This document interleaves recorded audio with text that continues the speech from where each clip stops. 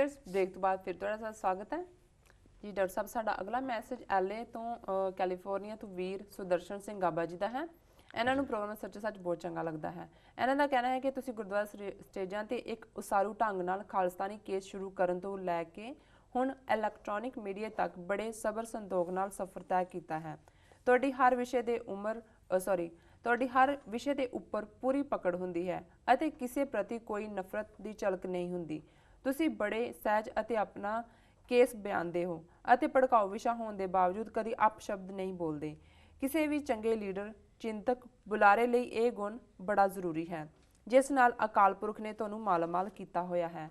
ਅਸੀਂ ਅਰਦਾਸ ਕਰਦੇ ਹਾਂ ਕਿ ਟੀਵੀ 84 ਬਹੁਤ ਜਲਦ ਡਿਸ਼ ਨੈਟਵਰਕ ਤੇ ਆਏ ਤਾਂ ਕਿ ਅਮਰੀਕਾ ਦੇ ਹਰ ਘਰ ਵਿੱਚ ਤੁਹਾਡੀ ਪੰਥਕ ਸੋਚ ਦੀ ਚਰਚਾ ਹੋਵੇ। ਧੰਨਵਾਦ ਡਾਕਟਰ ਸਾਹਿਬ। ਵੀਰ ਸੁਦਰਸ਼ਨ ਸਿੰਘ ਗਾਬਾ ਜੀ ਦਾ ਬਹੁਤ ਬਹੁਤ ਧੰਨਵਾਦ। ਉਹਨਾਂ ਨੇ ਸਾਨੂੰ LA ਕੈਲੀਫੋਰਨੀਆ ਤੋਂ ਲਿਖੇ ਜੀ।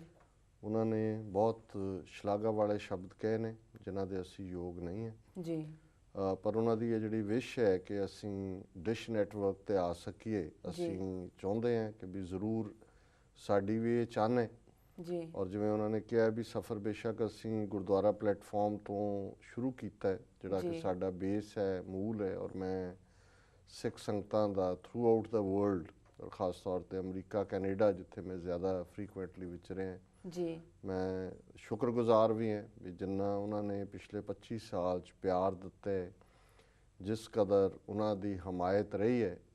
ਹੁਣ ਵੀ ਭਾਵੇਂ ਇੱਥੇ ਰੁਝੇਵੇਂ ਕਾਫੀ ਜ਼ਿਆਦਾ ਨੇ, ਮੈਂ ਸੰਗਤ ਦੇ ਉਸ ਪਿਆਰ ਨੂੰ ਹਮੇਸ਼ਾ ਸਿਰ ਮੱਥੇ ਕਬੂਲ ਕਰਦੇ ਹਾਂ। ਜਿਹੜਾ ਵੀਕਐਂਡ ਹੈ ਉਹ ਮੈਂ ਟਰੈਵਲ ਕਰਦਾ ਜਿੱਥੇ ਵੀ ਸੰਗਤ ਯਾਦ ਕਰਦੀ ਹੈ। ਜਿਵੇਂ ਬੀਤੇ ਵੀਕਐਂਡ ਭਾਈ ਹਰਜਿੰਦਰ ਸਿੰਘ ਜਿੰਦਾ, ਭਾਈ ਸੁਖਦੇਵ ਸਿੰਘ ਸੁੱਖਾ ਦੀ ਯਾਦ 'ਚ ਹਿਊਸਟਨ ਟੈਕਸਾਸ ਦੇ ਵਿੱਚ ਸ਼ਹੀਦੀ ਸਮਾਗਮ ਸੀ ਜੀ, ਔਰ ਉਹਦੇ 'ਚ ਮੈਨੂੰ ਜਾਣ ਦਾ ਮੌਕਾ ਮਿਲਿਆ।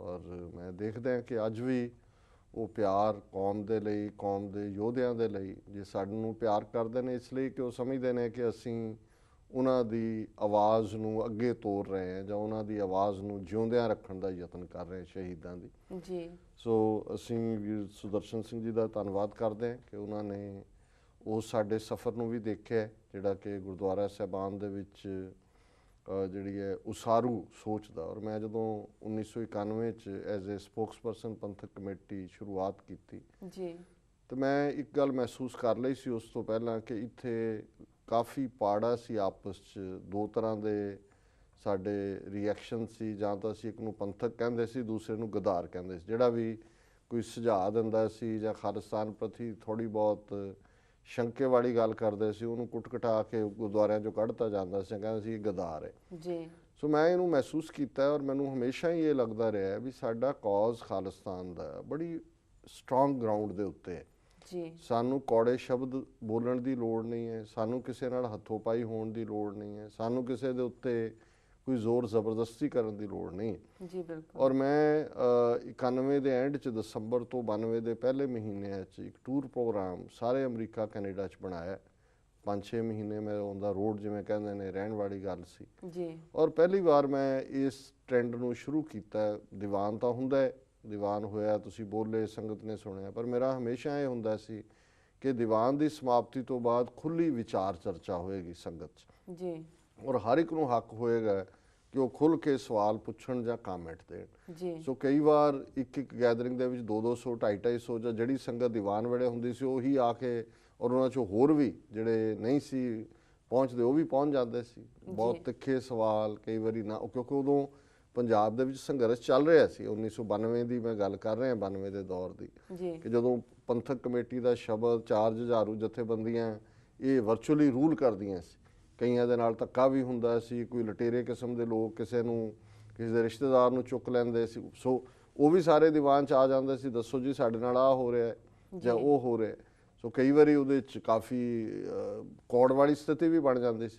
ਪਰ ਗੁਰੂ ਦੀ ਬਖਸ਼ਿਸ਼ ਦੇ ਨਾਲ ਮੈਂ ਸਮਝਦਾ ਹਾਂ ਵੀ ਅਸੀਂ ਇੱਕ ਸਿਰੇ ਤੋਂ ਦੂਸਰੇ ਸਿਰੇ ਤੱਕ ਇਸ ਗੱਲ ਨੂੰ ਸਾਬਤ ਕੀਤਾ ਕਿ ਖਾਲਿਸਤਾਨ ਕੋਈ ਕੈਸਟਰੋਇਲ ਨਹੀਂ ਹੈ ਜਿਹੜਾ ਕਿਸੇ ਨੂੰ ਅਸੀਂ ਢਾਹ ਕੇ ਪਿਆਣਾ ਜ਼ਬਰਦਸਤੀ ਜੀ। ਇੱਕ ਐਂਟੀਟੀ ਹੈ, ਸਿਆਸੀ ਐਂਟੀਟੀ ਹੈ, ਉਹਦੇ ਕੋਈ ਹੱਕ 'ਚ ਵੀ ਹੋ ਸਕਦਾ, ਕੋਈ ਵਿਰੋਧ 'ਚ ਵੀ ਹੋ ਸਕਦਾ। ਜਿਹੜਾ ਵਿਰੋਧ 'ਚ ਹੈ ਉਹਨੂੰ ਸੈਟਿਸਫਾਈ ਕਰੋ ਕਿ ਭਾਈ ਕੀ ਕਾਰਨ ਨੇ ਵਿਰੋਧ ਦੇ। ਸੋ ਉਹਦੇ ਥੱਲੇ ਸਾਨੂੰ ਮਹਾਰਾਜ ਦੀ ਕਿਰਪਾ ਨਾਲ ਕਾਫੀ ਸਫਲਤਾ ਮਿਲੀ। ਜੀ ਔਰ ਇਹ ਵੀ ਗੁਰੂ ਦੀ ਆਪਣੀ ਵਡਿਆਈ ਹੈ ਕਿ ਅਸੀਂ ਇਹ ਸਾਰੇ ਸਮੇਂ ਦੇ ਦੌਰਾਨ ਬਹੁਤ ਸਾਰਾ ਜਿਹੜਾ ਹੈ ਆਪਣੇ ਵੀਰਾਂ ਭੈਣਾਂ ਦਾ ਖਜ਼ਾਨਾ, ਜਿਹੜੇ ਵਿਚਾਰਾਂ ਦਾ ਖਜ਼ਾਨਾ ਹੁੰਦਾ, ਅਸਲ 'ਚ ਟ੍ਰੇਜਰ ਤਾਂ ਥਾਟਸ ਨੇ, ਜੀ ਉਹ ਵੀ ਸਾਨੂੰ ਮਿਲਿਆ, ਇਨਪੁਟ ਵੀ ਮਿਲੀ। ਫਿਰ ਜਦੋਂ ਅਸੀਂ ਲਿਖਣਾ ਸ਼ੁਰੂ ਕੀਤਾ ਚੜ੍ਹਦੀ ਕਲਾ ਲਈ 1992-93 ਤੋਂ ਮੈਂ ਐਡੀਟਰ ਇਨ ਚੀਫ ਹੈ ਉਹਨਾਂ ਦੇ ਐਡੀਟੋਰੀਅਲ ਬੋਰਡ ਦਾ। ਸੋ ਉਹਦੇ 'ਚ ਲਿਖਤ ਦੇ ਵਿੱਚ ਵੀ ਮੈਂ ਬਹੁਤ ਕੁਝ ਸਿੱਖਿਆ। ਕੋਈ ਮੈਂ ਜਰਨਲਿਸਟਿਕ ਟ੍ਰੇਨਿੰਗ ਤਾਂ ਨਹੀਂ ਸੀ ਮੇਰੀ ਹੋਈ, ਜੀ ਜੀ ਲੇਕਿਨ ਜਿਉਂ-ਜਿਉਂ ਥਾਟ ਆਉਂਦੇ ਗਏ, ਕਲਮ ਚੱਲਦੀ ਗਈ, ਲੋਕਾਂ ਦਾ, ਸੰਗਤਾਂ ਦਾ ਪਿਆਰ, ਉਹਨਾਂ ਦਾ ਕ੍ਰੀਏਟਿਵ ਸੁਝਾਅ ਆਉਂਦਾ ਰਿਹਾ। ਅੱਜ ਮਹਾਰਾਜ ਦੀ ਕਿਰਪਾ ਨਾਲ ਜਿਹੜੀ ਸਾਡੀ ਲਿਖਤ ਹੈ 1 ਦਰਜਨ ਤੋਂ ਜ਼ਿਆਦਾ ਨਿਊਜ਼ਪੇਪਰਸ, ਮੈਗਜ਼ੀਨਸ ਅਰਾਊਂਡ ਦਾ ਗਲੋਬ ਉਹ ਛਾਪਦੇ ਨੇ। ਜੀ ਔਰ ਇਹ ਜਿਹੜਾ ਸਟੈਪ ਹੈ ਉਸ ਤੋਂ ਅੱਗੇ ਪ੍ਰਿੰਟ ਮੀਡੀਆ ਤੋਂ ਬਾਅਦ ਇਲੈਕਟ੍ਰੋਨਿਕ ਮੀਡੀਆ ਤੱਕ ਦਾ, ਇਹ ਵੀ ਗੁਰੂ ਦੀ ਆਪਣੀ ਵਡਿਆਈ ਹੈ। ਸਾਡੇ ਕੋਲ ਤਾਂ ਨਾ ਸਾਧਨ ਸਨ ਨਾ ਨੇ, ਜੀ ਇੱਕ ਸੰਗਤ ਦੇ ਬਲਬੂਤੇ ਅਸੀਂ ਇੱਕ ਜੰਪ ਕੀਤਾ। ਜੀ ਜੇ ਸੰਗਤ ਨੇ ਹੱਥ ਫੜਿਆ, ਸਾਥ ਦਿੱਤਾ, ਗੁਰੂ ਦੀ ਰਹਿਮਤ ਰਹੀ, ਡਿਸ਼ ਤੱਕ ਪਹੁੰਚ ਗਏ, ਤਾਂ ਮੇਰਾ ਖਿਆਲ ਹੈ ਕਿ ਬਹੁਤ ਸਾਰਾ ਜਿਹੜਾ ਨਾ ਪੱਖੀ ਪ੍ਰੋਪੇਗੈਂਡਾ ਸਿੱਖਾਂ ਦੇ ਖਿਲਾਫ, ਸਾਡੀ ਮੂਵਮੈਂਟ ਖਾਲਿਸਤਾਨ ਦੇ ਖਿਲਾਫ, ਜਾਂ ਜਿਹੜੀ ਇੱਕ ਅਨਅਵੇਅਰਨੈਸ ਹੈਗੀ ਹੈ ਨੌਜਵਾਨ ਪੀੜ੍ਹੀ 'ਚ, ਜੀ ਉਹਦੇ ਲਈ ਅਸੀਂ ਬਹੁਤ ਕੁਝ ਕ੍ਰੀਏਟਿਵ ਕਰ ਸਕਾਂਗੇ। ਸੋ ਵੀਰ ਸੁਦਰਸ਼ਨ ਸਿੰਘ ਜੀ ਦਾ ਬਹੁਤ ਬਹੁਤ ਧੰਨਵਾਦ ਕਿ ਉਹਨਾਂ ਨੇ ਬਹੁਤ ਬੜੇ ਹੌਸਲੇ ਵਾਲੇ ਸ਼ਬਦ ਕਹੇ ਨੇ। ਜੀ ਡਾਕਟਰ ਸਾਹਿਬ, ਤੁਹਾਡਾ ਬਹੁਤ ਬਹੁਤ ਧੰਨਵਾਦ। ਤੁਸੀਂ ਆਪਣੇ ਵਿਚਾਰ ਸਾਡੇ ਦਰਸ਼ਕਾਂ ਨਾਲ ਸਾਂਝੇ ਕੀਤੇ। ਤਾਂ ਹੁਣ ਅਸੀਂ ਸਵਾਲ ਜਵਾਬ ਦਾ ਸੈਸ਼ਨ ਸ਼ੁਰੂ ਕਰਦੇ ਹਾਂ।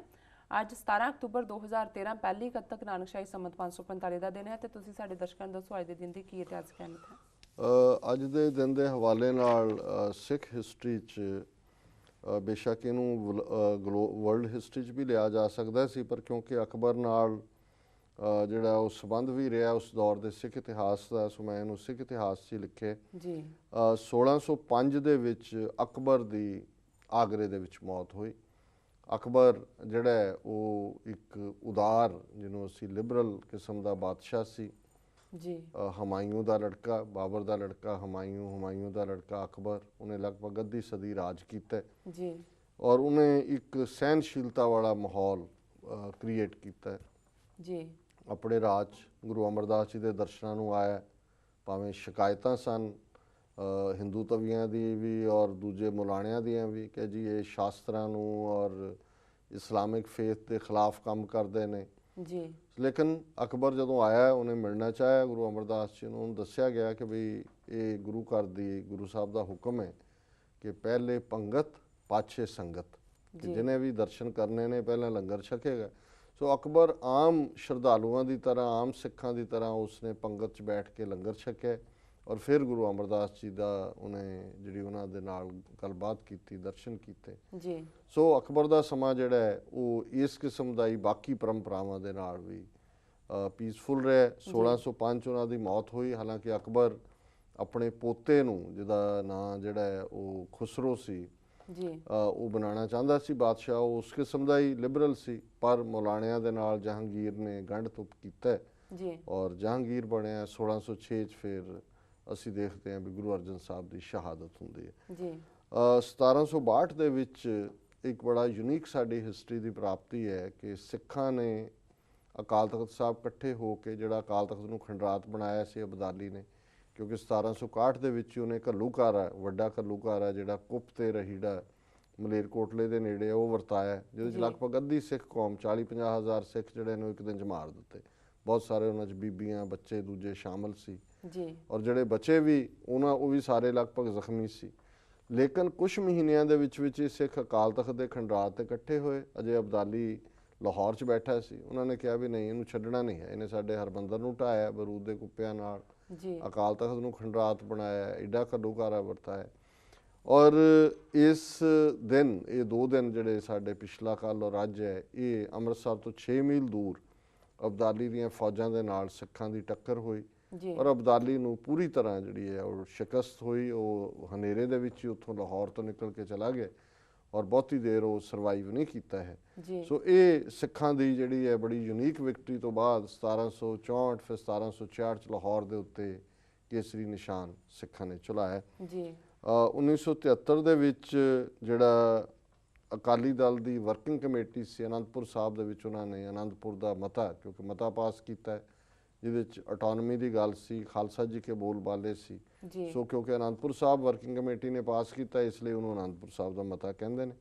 ਉਹ ਅੱਜ ਦੇ ਦਿਨ ਪਾਸ ਹੋਇਆ। ਵਰਲਡ ਹਿਸਟਰੀ ਦੇ ਹਵਾਲੇ ਨਾਲ ਨੈਸ਼ਨਲ ਜਿਓਗ੍ਰਾਫਿਕ ਇਹ ਬੜਾ ਸਟੈਂਡਰਡ ਇੱਕ ਰਸਾਲਾ ਹੈ ਜੀ ਜਿਸ ਦੇ ਵਿੱਚ ਸਮੁੰਦਰ ਦੇ ਵਿਚਲੀਆਂ ਜੀਵਾਂ ਦੀਆਂ ਫੋਟੋਆਂ ਹੋਣ ਕਿ ਮੂਨ ਔਰ ਮਾਰਸ ਦੀਆਂ ਹੋਣ, ਉਹ ਛਪਦੀਆਂ ਨੇ। ਇਹ 1888 ਦੇ ਵਿੱਚ ਨੈਸ਼ਨਲ ਜਿਓਗ੍ਰਾਫਿਕ ਦੀ ਪਬਲੀਕੇਸ਼ਨ ਸ਼ੁਰੂ ਹੋਈ। ਜੀ 1918 ਦੇ ਵਿੱਚ ਪਹਿਲੀ ਵਾਰ ਜਿਹੜਾ ਯੂਗੋਸਲਾਵੀਆ ਨੇ ਇਕੱਠੇ ਹੋ ਕੇ ਸਰਬੀਆ, ਕਰੋਸ਼ੀਆ ਇਹ ਸਾਰੇ ਆਪਣੇ ਆਪ ਨੂੰ ਇੱਕ ਰਿਪਬਲਿਕ ਡਿਕਲੇਅਰ ਕੀਤਾ। ਪਰ 1990 'ਚ ਫਿਰ ਯੂਗੋਸਲਾਵੀਆ 7 ਦੇਸ਼ਾਂ ਦੇ ਵਿੱਚ ਦੁਬਾਰਾ ਵੰਡਿਆ ਗਿਆ। 1933 ਦੇ ਵਿੱਚ ਵੱਡਾ ਸਾਇੰਟਿਸਟ ਐਲਬਰਟ ਆਇਨਸਟਾਈਨ ਜਿਹੜਾ ਕਿ ਜਰਮਨ ਦੇ ਵਿੱਚ ਰਹਿੰਦਾ ਸੀ, ਜੀ ਉਹਨੇ ਦੇਖ ਲਿਆ ਵੀ ਯਹੂਦੀਆਂ ਨਾਲ ਕੀ ਹੋ ਰਿਹਾ। ਉਹਨਾਂ ਦੇ ਵਰਤਾਰੇ ਤੋਂ ਦੁਖੀ ਹੋ ਕੇ ਉਹ ਇੱਕ ਰਿਫਿਊਜੀ ਬਣ ਕੇ ਅਮਰੀਕਾ ਆਇਆ। ਇੱਥੇ ਪ੍ਰਿੰਸਟਨ, ਨਿਊ ਜਰਸੀ ਦੇ ਵਿੱਚ ਉਹਨੇ ਰਹਿਣਾ ਸ਼ੁਰੂ ਕੀਤਾ। ਜੀ ਇਹੀ ਆਇਨਸਟਾਈਨ ਹੈ ਜਿਹਨੇ ਫਿਰ ਅਮਰੀਕਾ ਦੇ ਪ੍ਰੈਜ਼ੀਡੈਂਟਸ ਨੂੰ ਕਿਹਾ, ਆਪਣੀ ਐਕਸਪਰਟੀਜ਼ ਵੀ ਦਿੱਤੀ ਕਿ ਬਈ ਐਟਮ ਬੰਬ ਬਣਾਓ ਜੇ ਤੁਸੀਂ, ਕਿਉਂਕਿ ਜੇ ਅਮਰੀਕਾ ਕੋਲ ਐਟਮ ਨਾ ਹੁੰਦਾ ਤੇ ਜਿਸ ਤਰੀਕੇ ਨਾਲ ਜਰਮਨ ਔਰ ਜਾਪਾਨ ਅੱਗੇ ਵਧਦੇ ਜਾ ਰਹੇ ਸੀ, ਸ਼ਾਇਦ ਲੜਾਈ ਦਾ ਨਤੀਜਾ ਕੁਝ ਹੋਰ ਹੁੰਦਾ। ਜੀ ਸੋ 1933 ਦੇ ਵਿੱਚ ਆਇਨਸਟਾਈਨ ਜਿਹੜਾ ਇੱਕ ਰਿਫਿਊਜੀ ਬਣ ਕੇ ਇੱਥੇ ਆਇਆ।